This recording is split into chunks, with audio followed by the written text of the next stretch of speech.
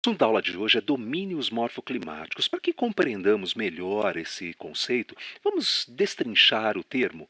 Repare, morfo, essa primeira terminologia, ela refere-se ao quê? Ela passa a ideia para nós de forma.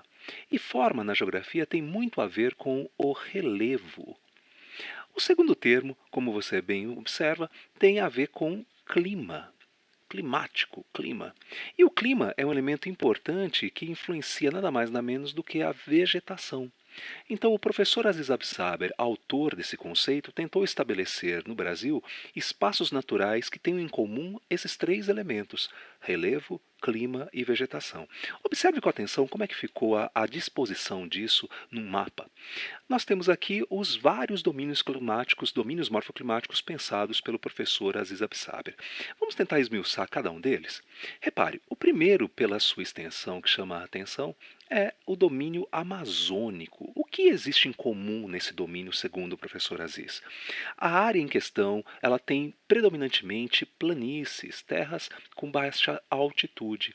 E além disso, terras baixas, que ele chamava de baixos planaltos. Então, uma área cuja altimetria é relativamente baixa. Além disso, ela está sob domínio do clima equatorial, um clima quente e muito úmido. E esse clima, por acaso, vai influenciar nada mais nada menos do que a floresta amazônica, uma floresta latifoliada equatorial. Então, esses três elementos naturais seriam os elementos que o professor Aziz valoriza dentro desse espaço geográfico. Por outro lado, a gente observa aqui no Brasil, no centro do Brasil, nada mais nada menos do que a vegetação, ou melhor, o domínio morfoclimático do cerrado. O que o cerrado tem?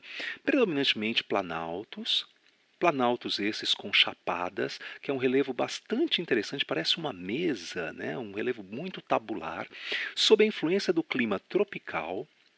E também uma coisa que chama a atenção é a vegetação em si, né? A vegetação do cerrado, que tem arbustos, árvores tortas, vegetação rasteira, uma vegetação que é uma derivação da savana africana.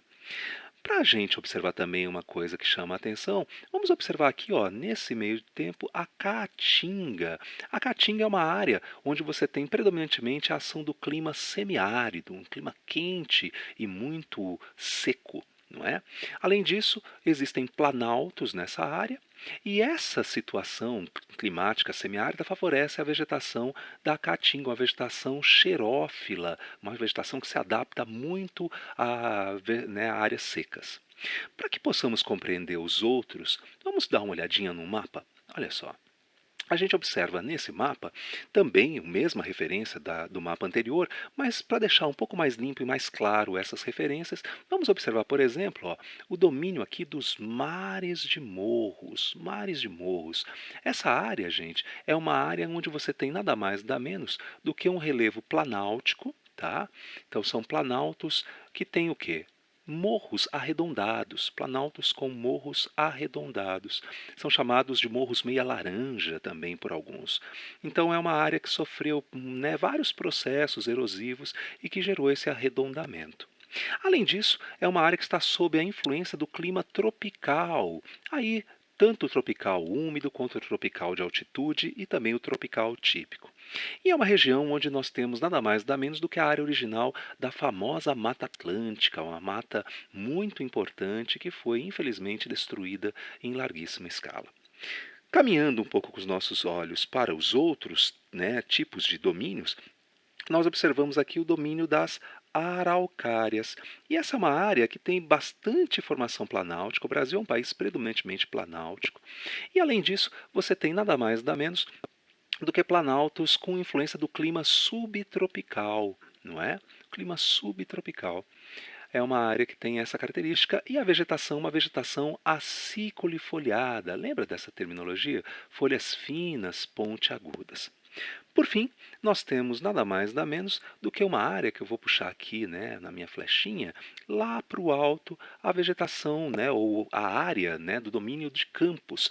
Uma vegetação herbácea, bem rasteira, que funciona como um pasto natural. Além disso, é uma região onde você tem o predomínio também de formações planálticas, não é? E estão o quê? Sob a influência do clima subtropical, um clima bastante frio, né, no inverno, no verão relativamente ameno ou quente, mas com uma regularidade no índice de chuvas ao longo de todos os meses. Vale a pena lembrar que as áreas onde não existem especificamente elementos naturais comuns, elementos de relevo, clima e vegetação, são áreas que o professor Aziz chamou de faixas de transição. Por isso que você observa no mapa áreas que não são definidas como domínios morfoclimáticos. Então é importante da gente observar estas características. O domínio morfoclimático ele tem três elementos comuns: clima, vegetação e relevo. Tenho certeza plena e absoluta que com estas informações você vai ficar um craque em domínio morfoclimático e para provar isso que eu estou pensando e dizendo, é importante que você faça os exercícios propostos. Que tal? Mãos à obra, queridos.